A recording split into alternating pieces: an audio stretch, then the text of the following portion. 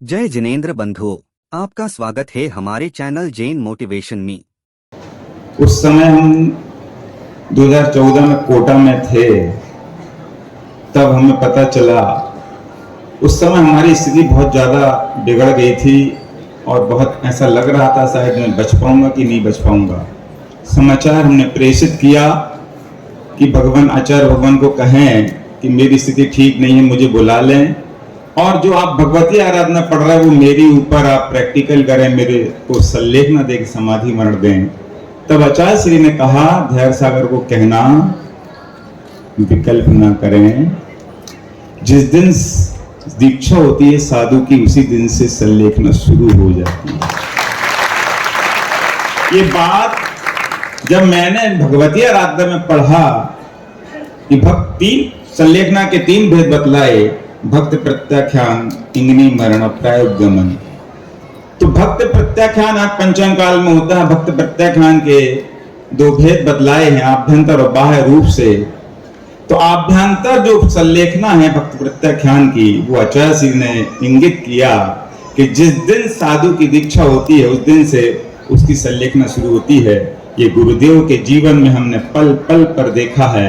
आभ्यंतर सल्लेखना उनकी चलती रही और इतनी उत्कृष्ट हो गई थी। एक संस्मरण ये सुनाना चाहता हूं कि कहीं विरोध आया, किसी ने किसी प्रकार का विरोध किया आचार्य श्री का। संघस्थ आर्यका जी ने कहा हम जवाब देंगे, संघस्थ श्रवण महाराज ने कहा, प्रमाण सागर जी ने कहा हम जवाब देंगे। आचार्य श्री ने कहा आप लोगों को यहां वहां की चीज पढ़ने का समय मिलता कैसे? क्या आपने आगम पढ़ लिया? अपना पढ़ो, इधर उधर मत देखो। सब शांत हो गए। हमने तब समझ में आया कि गुरुदेव की अभ्यंतर साधना जीवन के शुरू से चल रही थी। और आप सभी को एक बहुत बड़ा प्रश्न खड़ा है पूरे देश में कि आचार्य विद्यासागर जी ने सल्लेखना धारण की थी कि नहीं की थी? आचार्य विद्यासागर जी ने आचार्य पद छोड़ा कि नहीं छोड़ा? ये सबका प्रश्न है, आप सबका भी होगा और सब यही सुनना चाहते हैं। मैं इतने दिन से देख रहा हूं और सबके मुख के प्रश्न मेरे पास आके कान पक गए मेरे। लेकिन मैं आज आपको कहना चाहता हूं, मैं अपने मुख से नहीं कहूंगा वो बात, ये बात आप सबको एक प्रामाणिक ढंग से रखी जा रही है। आज हम दोपहर में आज इडियापद भक्ति के बाद मुनि श्री समता सागर जी के साथ परम श्रेष्ठ निर्यापक मुनि योग सागर जी महाराज के पास पहुंचे।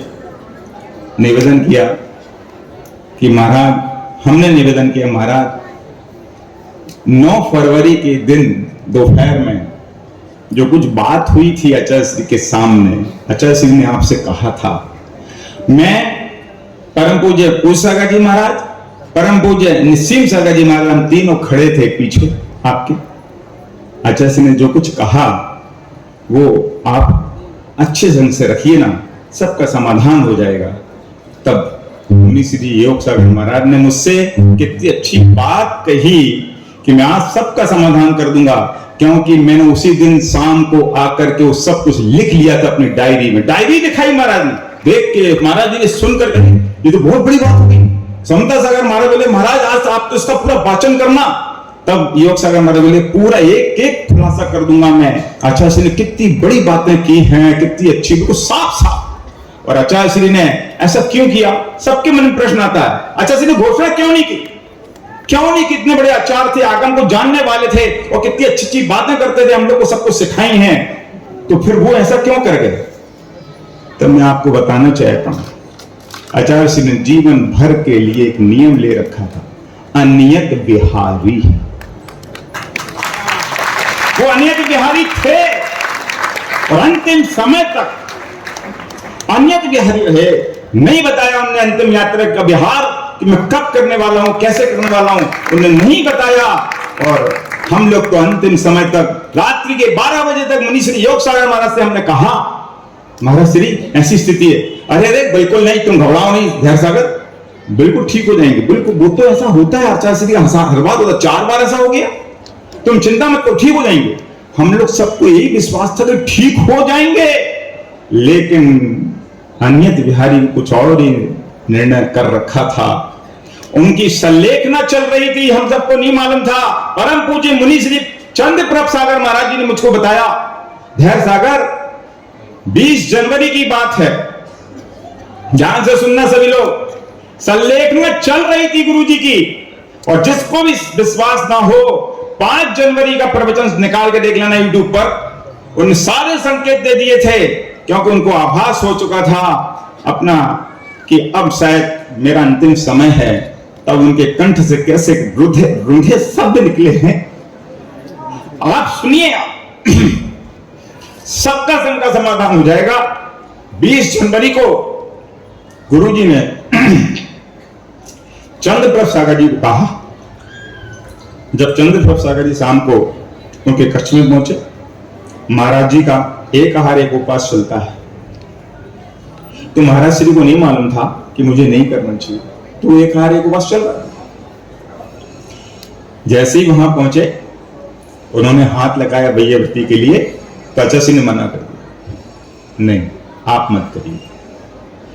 छपक के लिए लिखा है, क्या कह रहे हैं ध्यान से सुनना, छपक के लिए लिखा है शास्त्र में, उपवास वालों से वो वैयावृत्ति नहीं कराते, और छपक के कक्ष में उपवास वाला नहीं सोता है, इसलिए आप रुक जाइए। तत्काल चंद्रप्रभ सागर जी ने कहा, जी आचार्य जी, आचार्य वो बाहर आ गए। ये चंद्रप्रभ सागर जी की वाणी बता रही है, और महाव्रती हैं, उनकी वाणी बता रही है कि आचार्य श्री की संलेखना चल रही थी, तब तो उन्होंने अपने आप को छपक कहा। तो ये संलेखना उनकी चल रही थी, और इसकी सारी पुष्टि अब योग सागर महाराज जी जब अपने वक्तव्य में कहेंगे, डायरी शायद वो लाए होंगे महाराज श्री, वो आज डायरी देखी हमने, उस तारीख को 9 फरवरी को उन्होंने शाम को वो लिखा सब कुछ, और वो पढ़ के सुनाएंगे आपको। और मैं आपको कहना चाहता हूं, कुछ लोग कह रहे थे कि आचार्य श्री की जागृति थी कि नहीं थी। तुमने भैया आप क्यों पूछ रहे हो, ये प्रश्न तब उठता जब तुमने देखा हो, और तुम्हें ना देखा हो तब तुम पूछते। भाई आचार्य श्री को आपने देखा नहीं, तुम्हारा ये आप लोग ने बंद क्यों रखा था? तो भैया आचार्य श्री की एक भक्त तो थे लाखों।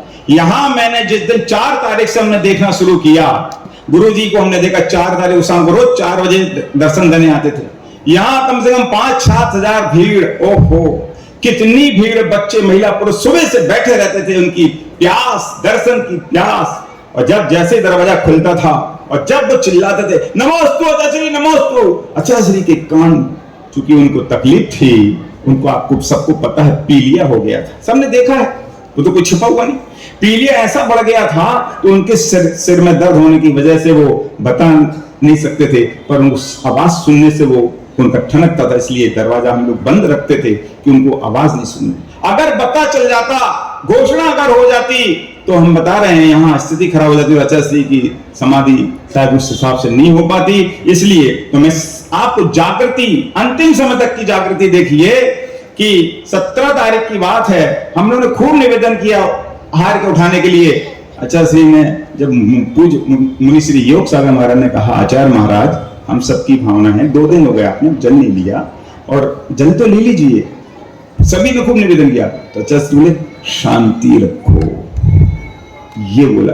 आप जाग रहे हैं, आप लोग तो जाग रहे हैं ना, उनकी जागृति देखिए। शाम को मनीष पूर्ण आयु वाला ब्रह्मचारी आया, आचार्य श्री ने उसको कहा था कि अंतिम समय तक तुम मेरी आंखों से ओझल मत होना। परम पूज्य पूज्य सागर महाराज उनको लेके आए ब्रह्मचारी को, आचार्य श्री ये ब्रह्मचारी मनीष आया, आपने कहा था ना कि आंखों से ओझल नहीं होना, ये आ गया। जैसे ही मनीष ने नमोस्तु किया, आचार्य श्री ने तत्काल हाथ उठाया, वो जागृत थे। और सुनिए, हम लोग 4 किलोमीटर दूर ले गए थे, क्योंकि 4 बार ऐसा हुआ कि स्थान परिवर्तन होने से वो ठीक हो जाते थे, बड़ी सीरियस स्थिति में वो ठीक हो गए। हर जगह आप लोग को पता है, रेवती रेंज हो, चाहे कुंडलपुर हो, चाहे अमरकंटक का हो, चाहे नेमावर का हो, इसलिए ऐसा किया सबके कहने पर। तो 4 किलोमीटर बाद वापस हम लोग ले आए, अतिथि भवन में रखा, और जैसे विनय भैया ने और महाराज जी लोगों ने बताया, आचार्य श्री वापिस चंद्रगिरी आ गए हैं अपन। आचार्य श्री मुस्काए और आशीर्वाद ऐसा। जागृति देखिए, अंतिम समय की जागृति का ध्यान से सुनना। 2:15 की समय की बात हम सब लोग नमोकार में सुना रहे थे।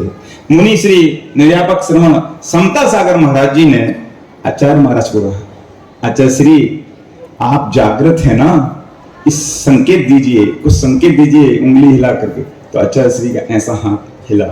आप सब ने वीडियो देखा होगा, बहुत लोग कह रहे थे आचार्य श्री ने ऐसा, हमने कहा आपने देखा, हमने देखा ऐसा आचार्य श्री ने ऐसा हाथ उंगली हिली उंगली ऐसा उठा। ये जागृति का प्रतीक देख लीजिए। और जागृति देखिए, हम लोगों से अंतिम समय तक उनने करवट बदले लेकिन हाथ नहीं लगवाया। ये उनकी जागृति देखिएगा। परम श्रेष्ठ समाधि आचार्य श्री की हुई है। और मैंने हर दिन का वर्णन लिखा, मैं देख रहा था रोज आहार उनके कम होते चले गए। जैसे आचार्य समंतबल स्वामी ने लिखा, आहारम परिहाप्य क्रमशः स्निग्धम विवर्धयेत् खरपान हापनम अपि पूरयेत् क्रमशः, ऐसा कुछ श्लोक आया। और फिर उसमें आया खरपान हापना भी कृत्वा कृत्वोपवासमपि शक्त्या पंच नमस्कार मनास तमुम त्यजेत्। उन्होंने स्पष्ट उसमें जो लिखा उसके अनुसार ही जिया। अंतिम समय में आचार्य श्री ने हमने देखा 15 तारीख को 7-8 तारीख को वो आए, एक वैद्य जी आए थे पूना से। उन्होंने देखने के बाद कहा आचार्य श्री थोड़ा आहार में चेंज करेंगे। तो आचार्य श्री हम शब्द सुन रहे थे, आचार्य श्री नहीं, अब मैं रोटी आदि ठोस पदार्थ नहीं ले पाऊंगा, मेरे जंगा में बल नहीं है, मैं खड़ा नहीं रह सकता, पेय पदार्थ ही नहीं। तब उनको बताया, अच्छा जी वो चापर की लफ्ज, हाँ वो ले लूंगा। अच्छा जी मार, हाँ ले लूंगा। वो हमारा छाछ, हाँ वो ले लूंगा। ये आचार्य सिंह ने कहा, बिना भैया बैठे, सब बैठे और महाराज लोग बैठे थे। ये आचार्य सिंह ने स्वीकार किया। देखिए वो हम देख रहे थे रोज 8 मिनट 10 मिनट ऐसे करते और धीरे धीरे पानी बढ़ाते गए, वो चीजें कम करते चले जा रहे थे। 15 तारीख को उन्होंने 2 अंजुली पानी लेके और अंजुली ढीली छोड़ दी, बैठा दिया गया। फिर 16 तारीख को उपवास हो गया, 17 को उपवास कर लिया उन्होंने यम संलेखन ले ली थी। 2 अंजुली पानी लेने के बाद यम संलेखन ले चुके थे, इसलिए वो खूब कोशिश की। 3 बार दिन में हम लोगों ने उठाने की, उठा के बैठा दिया। परम पूज्य प्रसाद सागर महाराज ने जबरदस्ती हाथ धुला दिए, हाँ बोलो बोलो नमोस्तु नमोस्तु बोलो, हे स्वामी नमोस्तु नमोस्तु। लेकिन आचार्य सिंह तो यूं हाथ छोड़ दिया और ढीला चढ़ दिया, और जैसे लेटाते वो करवट लेके फिर लेट जाते। वो जागृत थे, लेकिन हम लोग उठाते तो ढीला छोड़ देते हाथ। ये उनकी जागृति बता रही है कि वो पूरी तरह अंदर से जागृत थे और उन्होंने संकल्प ले रखे थे, लेकिन बताना नहीं था संघ को, क्योंकि ये बताते ही कहीं इन लोगों के मुख से निकल गया तो ये लाखों करोड़ों जनता टूट पड़ेगी। और ये बेटियां, ये ब्रह्मचारियां कैसे रोएंगी। उनको मालूम था राग, प्रशस्त राग भी बहुत उनके लिए तो खतरनाक हो गया था अंतिम समय में, इसलिए वो सबसे निवृत्त हो गए थे और हम सबको संदेश दे गए कैसे जीना है और कैसे मरना है, उन्होंने हमको सिखाया है। अंतिम हाइकू मेरे एक चिंतन आया, सूर्य डूबा दे समय की रोशनी, सूर्य डूबा दे समय की रोशनी, देख लो मार्ग, बस हमें अपना देखना है मार्ग, हमें क्या करना है। बस परम पूजनीय आचार्य गुरु विद्यासागर जी महाराज की। हमारे वीडियो को देखने के लिए आपका धन्यवाद। ऐसे और जीवन में बदलाव लाने वाले प्रवचन देखने के लिए हमें सब्सक्राइब करें। हम अगले वीडियो में आपसे जल्दी मिलते हैं, तब तक ख्याल रखें और खुश रहें।